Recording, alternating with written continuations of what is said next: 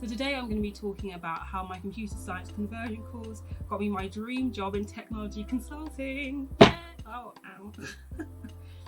Hello, my name is Oluwajikunyanike, but you can call me Toff, and welcome back to my channel. So today I'm going to be talking about how my computer science conversion course got me my dream job in technology consulting. I just want to put out a bit of a disclaimer before I get into the video. I'm not going to be going into too much detail about the name of the company or the role, just because I would really like to keep a few things private and not have a ton of people know where I work, and also because I'm putting these videos out to mostly try and help people and not necessarily put all of my information out there on the internet. And I really hope that people would respect that and maybe not dig. I know it might not be a ton of people that are interested in exactly where it is or what it is, but there might be a few people, so I'd really appreciate it if no one goes digging to find out where I work. So let's get into it.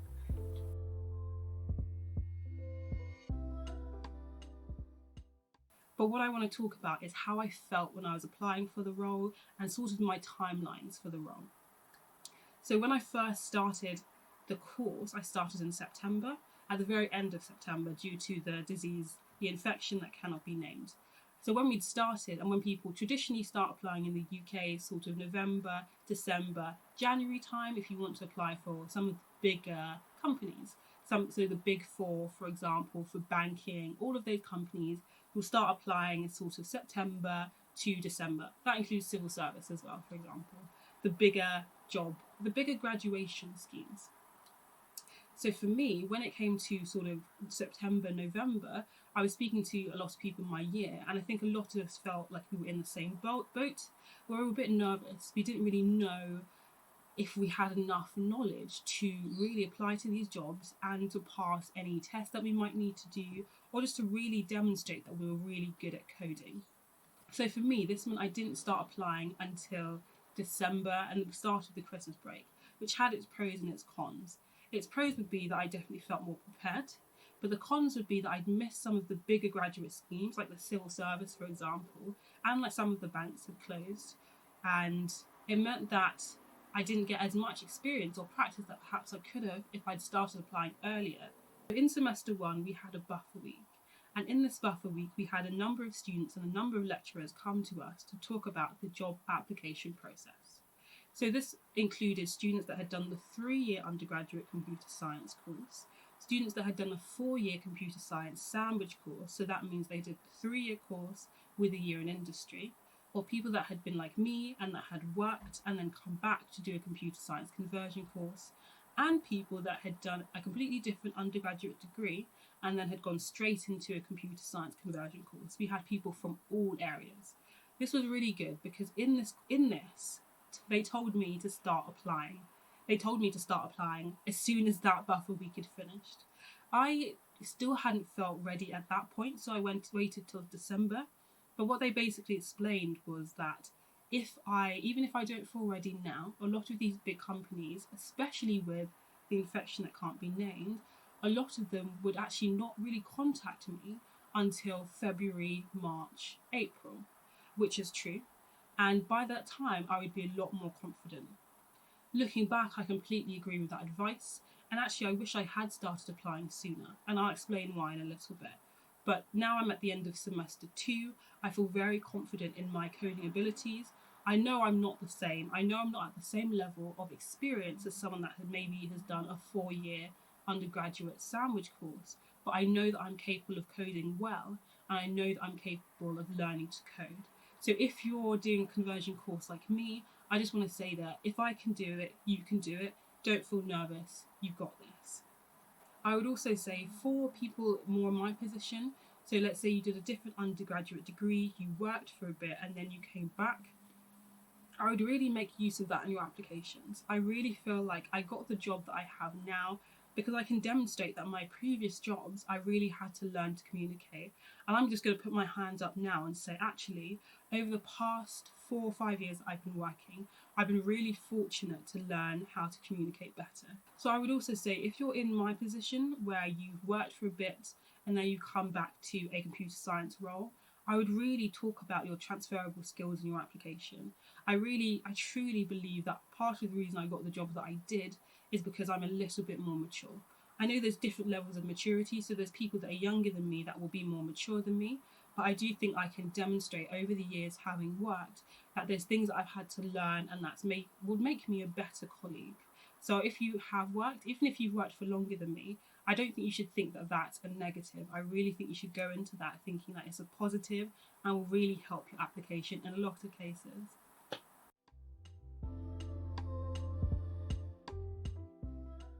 So in part 2, I wanted to talk about the kind of jobs I applied to, the kind of acceptance or rejection rate I got depending on the different types of jobs. And for this to sort of help you, I just wanted to give you a brief and probably, honestly, kind of vague explanation, because again, I do want to remain somewhat anonymous. But I want to give you a sort of explanation of my background, because I know that affected the different jobs that I was viable for. And if you have a different background to me, there are roles that I was rejected for that you may be more of a fit for. So this isn't to say, oh, these are the only jobs that will take you. This is more to say, these are the kind of jobs that were more open to a conversion course. So to go briefly into my background, I originally studied architecture at Newcastle University for 3 years. I then did 2 years in an architectural practice. I then transitioned to work for a BA, PM for about 2 to 3 years. So while I was at architecture, there was a bit where I was transferring. I was working as a BA, I was freelancing as an architect. So that there was a bit of a crossover there. But I basically have a few years of experience as in an architecture practice and a few years of experience as a BA/PM, mostly BA. So I've got my laptop here and I'm going to list and name some of the names of the job titles I went for. So there's technology graduate, graduate technology project consultant, graduate technical consultant, graduate strategy consultant, advanced delivery graduate, data engineering and analytics graduate. So as you can see there's a lot of consulting, there's data analytics, but all of it's technical. Hello, so I'm editing and I realised I didn't give you guys a breakdown of the jobs that I was rejected from, and I feel like I'd really want to share because it could be a good starting point for people who are looking for places to apply for next year, and I think this could be helpful. I'm completely fine with the fact that these places rejected me, so don't feel sorry for me at all. Let's dive into it. I'm going to try and keep this short, or else this could be a separate video on its own. Let me know if you'd like something like that, like companies to apply for. I don't know, but I'm going to do a quick deep dive. So CGI, a very professional Canadian consulting firm. They had 2 roles that I thought were interesting. Business graduate, so that's more of a business analyst, delivery manager, project management role. And they also had a technical graduate scheme. So that's more programming, testing or developing. So I think this would be good for anyone on my degree, both roles, so I'd really recommend them. I technically haven't been rejected yet, but I applied 5 months ago, so I assume that I'm not at least their top candidate. Accenture. Everyone knows who Accenture is, at least in the UK. They are one of the top consulting firms. You can't put them in the same bracket as the Big Four because I don't think they do auditing, but they are a fantastic company, a very, very, very well known. So the role I applied for is the strategy graduate program, especially as they have a technology strategy arm, looking at building the IT and operational capabilities to execute these strategies. Honestly, Accenture seems like one of the much better paid graduate schemes, so I'd recommend this to people. But also they give you a lot of training and really focus on making you gold standard consultants. So I'd recommend Accenture. Again, I've not really heard back from them yet. I've heard that I've not been fully rejected yet. So if you apply for Accenture, maybe give them the benefit of the doubt with the application process. Though to be fair, again, it's been 5 months, so I've assumed that I've not gotten the job. So Kubrick's one people might not know, but they take young people and train you to become the next generation of data analysts. So you can see they actually give you 15 weeks of training before sending you to a client, and then you've got the option of staying on with the client or staying with Kubrick to become a consultant at the end of your 2 years with them. So they're really good for diversity, and you can see you've got 4 options: data engineering, data product analytics, data management, or machine learning. So your undergraduate degree doesn't matter as much, but they do want to know that you have experience of coding. Amazon, everyone knows Amazon, and everyone knows that they are the center of innovation. I applied for the Graduate Professional Services Consultant. This was a really popular role. On LinkedIn alone, 1,200 people applied. Sorry. It's a 12-month program, and the reason I'd recommend this is because they've asked for a master's degree in computer science. So I'd really recommend this to people if you're doing a conversion course, especially if you have some experience in agile methodologies as they're asking for here. But just know that it's stiff competition, obviously. Deutsche, the next two companies, it doesn't really make sense that I applied to them. But I just kind of was really into data when I was applying for these roles and thought maybe I could be a data analyst. So you can see I applied for the data bank analyst graduate, which was out of my league, which is fine, especially because they were looking for people with affinity for numbers. So maybe economics, maths, statistics, those kind of things. Bank of New York Mellon. Again, this seems like a great company. Lots of history in America. I think they're the oldest bank of America. And they have this amazing program. I'd recommend this more to our American students that have come over to the UK. So they've got this, it's like a rotation scheme called Setup. So you can see, you'll take as partner assignments across various job functions with technology. So they seem to give you that opportunity to learn before picking your career path. I've again not heard back. I assume it's a rejection because again, I don't have a visa to work in America. I just thought it might be fun. EY. So now we're at the big four. EY, one of the gold standards of consulting, though weirdly they don't seem to pay quite as well as a lot of the other jobs that I've actually shown you. So I went for IT risk analysis assurance because I was still into data analytics when I applied for this role.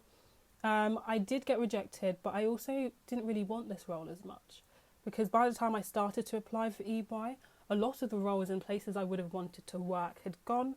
So this was in Scotland, the role that I applied for, and it was also 27,000, which was less than I was earning before I started the course. I wasn't really sure I wanted to take a step back just to work at one of the big four, especially hearing some of the bad things that people have said about the culture.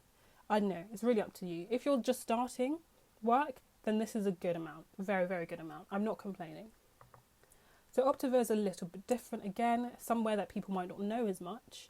And they are sort of trading firm. So they had lots of graduate roles, but I went for a graduate software engineer. You got the opportunity again to live abroad. And this is straight graduate software engineer. I think they really wanted people that also had a history of economics or some kind of idea of the financial industry, and I didn't really have that. So I was rejected quite quickly, which is fine for me. If you've got more of history of, I don't know, economics, you've got more of a history of trading, I'd really sell that to them in your cover letter. But yeah, this again wasn't for me. So these are some of the companies I applied for. I'll put a list below of some companies you might want to apply for in the future, just because I'll put a list of the companies that also reached out to me below as well. But I hope this helps when you start applying for jobs.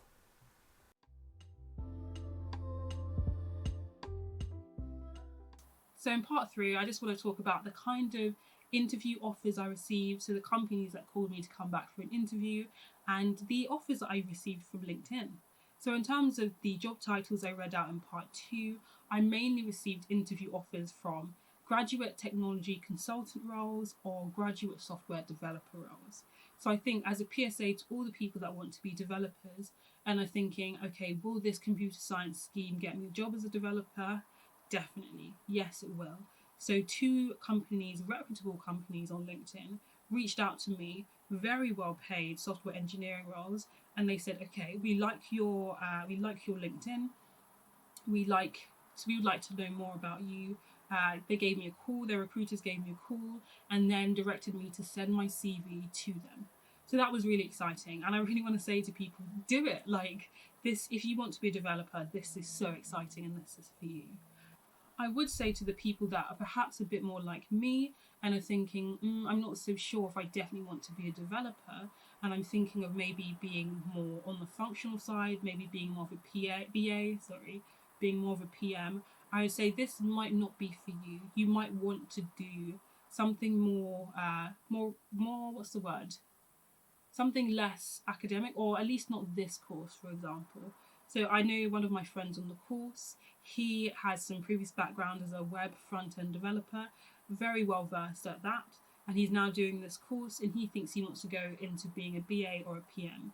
So at the moment he's been applying for jobs and has not received anything back, but I will caveat that and say actually he needs a visa. So his role and his issues perhaps getting a more functional job is more likely to do with the fact that he needs a visa than his actual experience. I know he's a very good developer, but I would just say that now to you. I don't know anyone who has done this course that hasn't gone on to do something very technical. But I will come back with an update on that.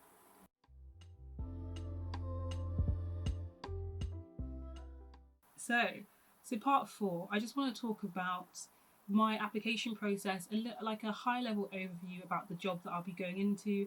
It will be quite high level. And yeah, general tips and tricks for the interview process that I wish I'd known a few years ago when I was doing my undergraduate application process. So the job that I'll be going into is for a consulting firm and is a graduate rotation scheme. I'm honestly so excited. It looks so good. The firm looks so good. I would also say one thing that really helped this company stick out to me and was one of the real reasons I really wanted to work for them, looking at them on Glassdoor. And I would really recommend you look at our company on Glassdoor, because I know a lot of people tend to go on Glassdoor when they're upset. So like all recruiters say, take Glassdoor reviews with a pinch of salt, especially interview reviews with a pinch of salt. Because for the company I applied for, people said some really negative things about the interviews, even in the sort of London southeast location I applied to.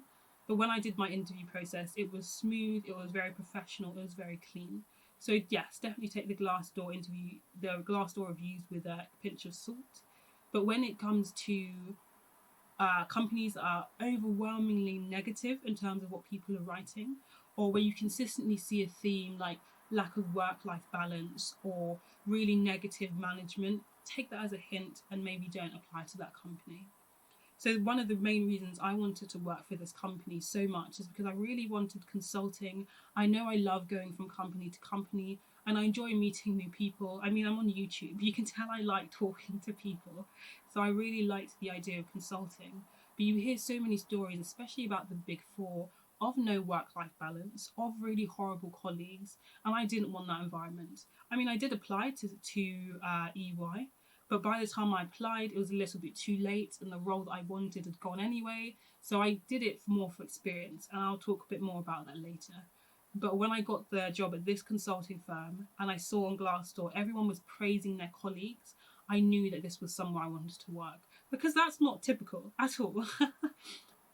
So another tip that I would give, in addition to checking your company out thoroughly online, especially on websites like Glassdoor, my second piece of advice would be to apply to roles that you don't necessarily want as much. So I don't mean roles that you don't want at all. I mean roles that wouldn't jump out to you as your first thought to apply for. So let's say if you want software development for a bank, let's say maybe you go for maybe a gaming company, something that's similar but not exactly what you were looking for. And I would say that firstly for interview experience. Now in this case I would be very careful. Don't go to small companies that have to put a lot of effort and have in-house recruiting for practice. That's not right.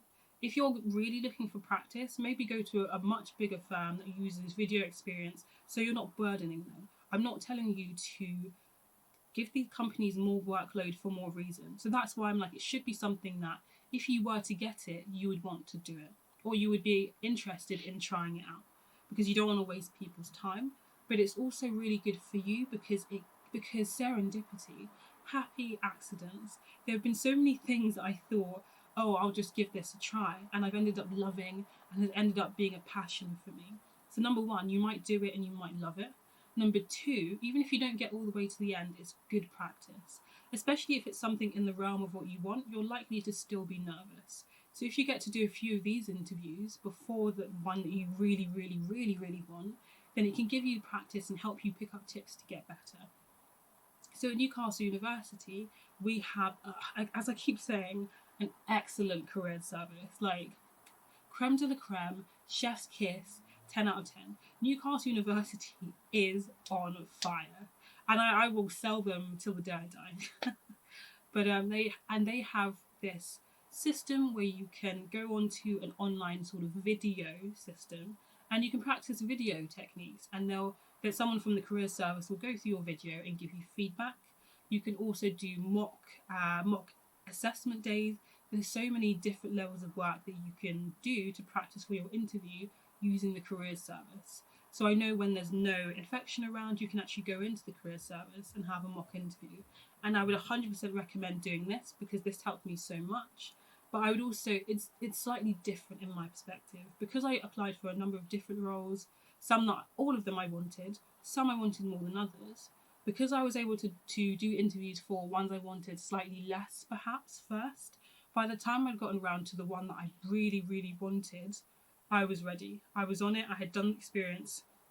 I knew the right things to say. Not the right things to say, but I knew how to phrase what I was saying appropriately, correctly. I knew how to not be all the time. I knew how to carry myself better in interviews. I knew to look directly at the camera rather than looking at the screen, etc.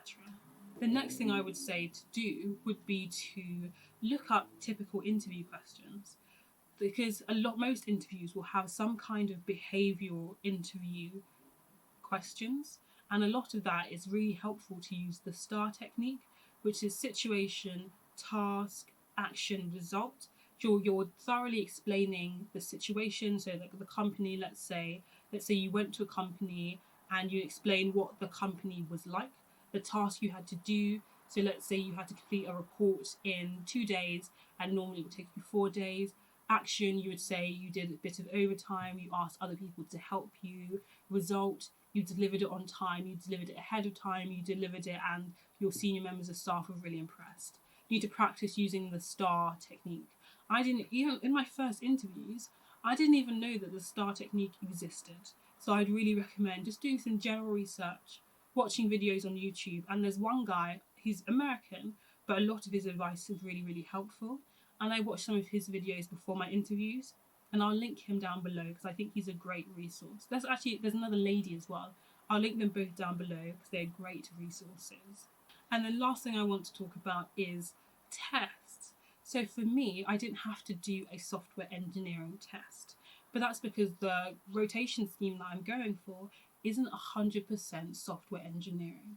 So there's a software engineering element to it, but there's also elements of digital, elements of cloud, elements of cybersecurity. So there's a whole load of different things, which is the only reason I think I didn't have to do a test. For the 2 companies that reached out to me on LinkedIn, they both referred me to a software engineering program, and they both stated in their application process that I would have needed to do a test. And both of those 2 companies said I could do it in the language that I preferred. So they said you could do Python, you could do Java, you could do JavaScript, and I obviously would have done Java. I also applied to a different company, I'm going to name them. I applied to Sky to be a developer in Brentwood, and I got through, they offered me an interview, and they said that I needed to do a test. I had to do a maths test and an English test first. When I passed those, I could then do my software engineering tests. Weirdly to me, that I had to do that in either C or C++, even though I've never studied those languages before in my life, and I didn't have a lot of time to complete that test, which to me was odd considering I've never learned those languages before, and I'm not the only one that would be in that situation, regardless of doing a computer science conversion course or doing a 3-year undergraduate degree. I don't think everyone learns C or C++. So I thought that was slightly odd, but all of that to say, really be prepared for tests. Though, also, to be fair, there's another company I know where they don't mind so much about your development ability. That's not their key factor, because they're a consulting company. What they really want is your attitude. They want you to be really personable and able to understand and meet new people, because that's how they get clients. So I know on their website, they weren't so bothered about you passing a test. You could have done a boot camp, you didn't have to do a conversion course. They just wanted you to demonstrate that you were interested in coding, and as soon as you fit their culture and fit their vibe, they will take you on the basis of that, rather than taking you on the basis of whether you could really, really code or not. So there's companies like that out there. And I would just look for what fits your personality. So the only thing I haven't discussed yet that I just want to cover quickly is the application process for me. So I think my application process was really quite generic. So it was supposed to be a 3-stage process, but I ended up doing 2 stages. And I think that's because I have previous work experience and I've done a master's, I think, because other people that had done a master's did 2 stages like me, whereas people that hadn't did 3 stages. So the 3 stages was, first was a phone call, which is similar, or I think they changed it in COVID times to a video interview. So you just answered 3 questions, mainly to weed out people that aren't that interested in consulting, but know that it pays well. The second stage was an assessment day. I found this so much fun, and I'd be really happy to let people know about my assessment day experience if they want to know more, but I really enjoyed that. And that was split into 3 parts, which was like a group activity, an individual sort of individual like behavioural interview, and then a case study, which was also really fun. And then I had one last interview with a more senior member of staff, just to check that I'm the right fit for a company, and that overall just answer my last questions and let me interview the company about whether they like me or not. Though to be fair, by the time I'd gotten to this stage, I was pretty sure that I liked the company.